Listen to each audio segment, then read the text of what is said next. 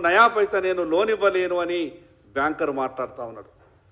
మరి ప్రభుత్వం సాయం చేయలేదు, బ్యాంకర్ లోను ఇస్తలేడు. ఈరోజు రైతు వ్యవసాయం ఎట్లా చేయాలా? ఇంత ఘోరమైనటువంటి పరిస్థితులలో వ్యవసాయం నెట్టబడితే ప్రభుత్వం మానిటరింగ్ ఏమాత్రం కూడా లేదు. అసలు SLBC state level bankers committee meeting జరిగిన తర్వాత ఈ రాష్ట్రంలో వ్యవసాయ రుణాలు ఎన్ని వేల కోట్ల రూపాయలకు నిర్దేశించబడ్డాయి, అసలు ఇచ్చినటువంటి టార్గెట్ ఎంత? ఎస్ఎల్బిసి మీటింగ్ అయిన తర్వాత డిఎల్బిసి జిల్లా లెవెల్లో మీటింగ్స్ జరగాల, అసలు ఇంకా సగం జిల్లాలలో డిఎల్బిసి మీటింగ్లు కూడా జరగలేదు. బ్యాంకర్లతో ఇప్పటివరకు కోఆర్డినేషన్ లేదు. వ్యవసాయ రుణాలు ఎన్ని వేల కోట్లు ఇచ్చిందో ఇప్పటిదాకా ప్రభుత్వానికి సమాచారం లేదు. మరి ఈ రకమైనటువంటి గందరగోళమైన పరిస్థితులు ఉంటే ఈ రాష్ట్రంలో రైతులు ఏం కావాలా? చాలా గొప్పగా మాట్లాడింది కదా, కాంగ్రెస్ పార్టీకి అధికారం వస్తే రైతులు సంతోషంగా ఉంటారని చెప్పారు. ఇదేనా రైతులకు సంతోషం ఉండే విషయం? నరేంద్ర మోడీ గారు గొప్ప ఆలోచనతోని దేశ ప్రధానమంత్రి పదవి చేపట్టిన వెంటనే ఈ దేశంలో ఉన్నటువంటి రైతులందరినీ కూడా ఆదుకోవాలని ప్రధానమంత్రి ఫసల్ బీమా అనే పథకాన్ని తీసుకొచ్చిండు. ప్రధానమంత్రి ఫసల్ బీమా పథకం వచ్చిన తర్వాత దేశంలో ఉన్నటువంటి రైతులంతా కూడా సంతోషాన్ని వెలిబుచ్చిండ్రు.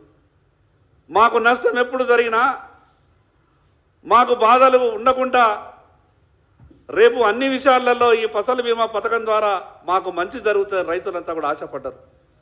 కానీ గతంలో 10 ఏళ్ళు ఈ తెలంగాణ రాష్ట్రాన్ని పరిపాలించిన టీఆర్ఎస్ పార్టీ మోసం చేసింది. కేవలం ఒకే ఒక సంవత్సరం ఫసల్ బీమా పథకంలో భాగస్వామ్యమైంది. మిగతా 9 సంవత్సరాలు ఫసల్ బీమా పథకానికి నయా పైసా ఇవ్వలేదు. ఎన్నికల మేనిఫెస్టోలో కాంగ్రెస్ పార్టీ చెప్పింది ఫసల్ బీమా పథకాన్ని ఈ రాష్ట్రంలో అమలు చేస్తామని చెప్పింది. కేంద్ర ప్రభుత్వం గొప్పగా ప్రవేశపెట్టినటువంటి ఫసల్ బీమాలో రాష్ట్ర ప్రభుత్వం భాగస్వామ్యం అవుతామని చెప్పారు. రైతులు కట్టేటటువంటి ప్రీమియాన్ని కూడా ప్రభుత్వమే కడతాదని చెప్పారు. మరి ఇచ్చిన మాటని ఇప్పటి వరకు కూడా పెట్టలేదు. బడ్జెట్లో పెట్టిండు, 2023-24 బడ్జెట్లో పెట్టిండు, 24-25 బడ్జెట్లో దాన్ని ఊసే లేదు. ఇప్పటి వరకు ఫసల్ బీమాకు 10 రూపాయలు కూడా ఈ రాష్ట్ర ప్రభుత్వం కేటాయించలేదు. కనీసం మీరు చేయకపోయినా, మీరు ఆదుకోకపోయినా నరేంద్ర మోడీ గారు గొప్ప ఆలోచనతో పెట్టినటువంటి ఈ ఫసల్ బీమా పథకంలో ఈ రాష్ట్ర ప్రభుత్వం భాగస్వామ్యం అయి ఉంటే గతంలో వేల కోట్ల రూపాయలు నష్టం జరిగిన రైతులకు ప్రభుత్వ సాయం లేకుండానే డైరెక్ట్గా కంపెనీల నుండి వాళ్లకు సాయం దొరుకుతుండే ఈరోజు రైతులంతా కూడా సంతోషంగా ఉంటా ఉండే. మరి ఇన్ని రకాలుగా మోసం చేసిన కాంగ్రెస్ పార్టీ ఇంకా గొప్పలు చెప్పేటటువంటి ప్రయత్నం చేస్తున్నది. ఇక ఇది ఈ పక్క ఉంటే మరోపక్క కాళేశ్వరం అవినీతి చాలా గొప్పగా మాట్లాడింది.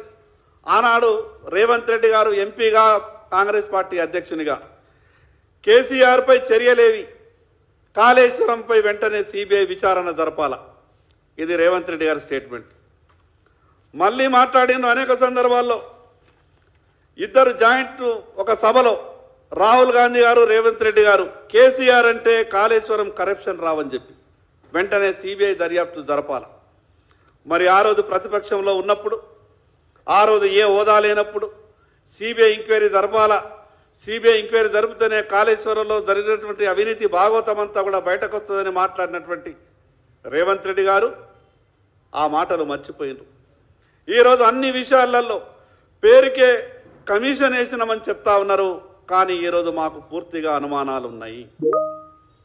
కేసీఆర్ని నిర్దోషిగా ఎక్కడ కాళేశ్వరంలో సర్టిఫికెట్ ఇస్తుందో కాంగ్రెస్ పార్టీ అని మాకు అనుమానం ఉన్నది. ఇక్కడ ఉన్నటువంటి ఈ తెలంగాణ పిల్ల కాంగ్రెస్ మేనేజ్ కాకపోతే టీఆర్ఎస్కు తల్లి కాంగ్రెస్ని మేనేజ్ చేసినట్టు మాకు సమాచారం వస్తూ ఉన్నది. మీరే చెప్పారు కదా, మాకు అధికారం ఇవ్వండి, అవకాశం ఇవ్వండి, కాళేశ్వరంలో దోచుకున్నటువంటి దోషులందరినీ కూడా తెలంగాణ ప్రజల ముందు నిలబెడతామన్నారు. ఏమైంది మీ మాటలు? ఈరోజు సంవత్సరాల కాలంలో ఎవరిని దోషులుగా మీరు తెలంగాణ ప్రజల ముందు నిలబెట్టిండ్రో ఈ కాంగ్రెస్ పార్టీ సమాధానం చెప్పాల. మరి అదేవిధంగా గొప్పగా అన్నారు, మేము అసలు రెడీగా ఉన్నాము, నేషనల్ డ్యామ్ సేఫ్టీ అథారిటీ కేంద్ర ప్రభుత్వం ఆధీనంలో ఉంటుంది, వాళ్ళు మాకు సర్వే చేసి సరి అయిన రిపోర్ట్ ఇస్తే 48 గంటలలో మా తడాకా చూపిస్తామని చెప్పిండు ఇరిగేషన్ శాఖ మంత్రి ఉత్తమ్ కుమార్ రెడ్డి గారు. ఈరోజు national dam safety authority report ఇచ్చి 2 నెలలు దాటిపోయింది. ఏమైనా 48 గంటలు 48 గంటలలో దోషుల మీద చర్యలు తీసుకుంటాం, కేసులు పెడతాం, కటకటాల్లోకి లోపలేస్తామని చెప్పినటువంటి మీరు ఈరోజు national dam safety authority report ఇచ్చిన తర్వాత 2 నెలలు దాటిన తర్వాత కూడా మీరు తీసుకుంటున్నటువంటి చర్యలేమో ఇప్పటిదాకా చెప్పేటటువంటి ప్రయత్నం చేయలేదు. చాలా విషయాలు దాగి ఉన్నాయి దీంట్లో. ఈరోజు టెక్నికల్ విషయాల మీద విచారణ జరుపుతున్నామని చెప్తా ఉన్నారు. అవినీతి ఒక్క విషయంలో లేదు, కాళేశ్వరంలో ప్రతి అంశంలో అవినీతి ఉంది. అసలు కాళేశ్వరం అనే కథని మొదలు పెడితే మొదటి అక్షరం నుంచి చివరి పేజీ వరకు ప్రతి ఒక్క విషయంలో అవినీతి దాగి ఉంది. గతంలో అనేక సందర్భాల్లో ఎందరో మంది సుప్రీంకోర్టులో వేసినటువంటి కేసులు కావచ్చు, కాళేశ్వరం ప్రాజెక్టు కొన్నటువంటి మోటార్ల విషయాలు కావచ్చు, చివరికి కాళేశ్వరం ద్వారా అవినీతికి సంపాదించినటువంటి సొమ్ము హవాలా ద్వారా విదేశాలకు తరలి వెళ్ళినటువంటి విషయం కూడా కావచ్చు. గతంలో మీరే కదా మాట్లాడినరు, కాళేశ్వరంలో సంపాదించిన వేల కోట్ల రూపాయలు హవాలా ద్వారా విదేశాలకు వెళ్ళినాయి, విదేశాల్లో పెట్టుబడులు పెట్టిండ్రు. మరి ఆ రకంగా మాట్లాడినటువంటి మీరు, సిబిఐ ఎంక్వైరీ కోరినటువంటి మీరు ఈరోజు ఎందుకు మాట మారుస్తున్నారు?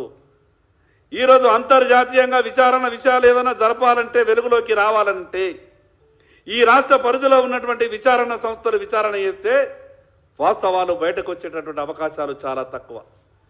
ఈరోజు దాంట్లో జరిగినటువంటి అవినీతి ద్వారా వచ్చినటువంటి సొమ్ముని విదేశాలకు తరలిస్తే అది అంతర్జాతీయంగా జరగాల్సిన విచారణలో సిబిఐకి మీరు ఇస్తేనే రేపు వేరే మిగతా దేశాలకు సంబంధించిన సహకారం తీసుకొని కూడా అక్కడ విచారణ జరపాల్సి వస్తుంది.